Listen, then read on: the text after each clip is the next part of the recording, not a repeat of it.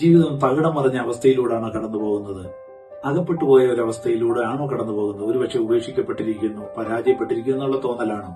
എന്നാൽ ബൈബിൾ അതിന്റെ 3 മാർഗനിർദ്ദേശങ്ങൾ അതിൽ നിന്ന് പുറത്തു വരുവാൻ വേണ്ടി പറയുന്നു എന്നുള്ളതാണ്. നമ്പർ 1 ഫെയ്ത്ത്ഫുൾനെസ്, വിശ്വസ്തരായിരിക്കണം എന്നുള്ളതാണ്. യോസഫിനെ നിങ്ങൾ നോക്കിയാൽ മതി. താൻ കാരാഗ്രഹത്തിലും ദൈവത്തോട് വിശ്വസ്തനായിരുന്നു എന്നുള്ളതാണ്. അത് മുഖാന്തരം ദൈവം തന്നെ പബ്ലിക് പ്ലേസിലേക്ക് കൊണ്ടുവന്നു എന്നുള്ളതാണ്. നമ്പർ 2 എന്ന് പറയുന്നത് ലോയാലിറ്റി, നാം കൂറുള്ളവരായിരിക്കണം. അതിന് ഉദാഹരണം രൂത്താണ്. രൂത്ത് തന്റെ അമ്മായിമ്മയോട് പറ്റി നിന്നു. അത് മുഖാന്തരം ദൈവം തന്നെ ഉയർത്തി, ദൈവം തന്നെ അനുഗ്രഹിച്ചു.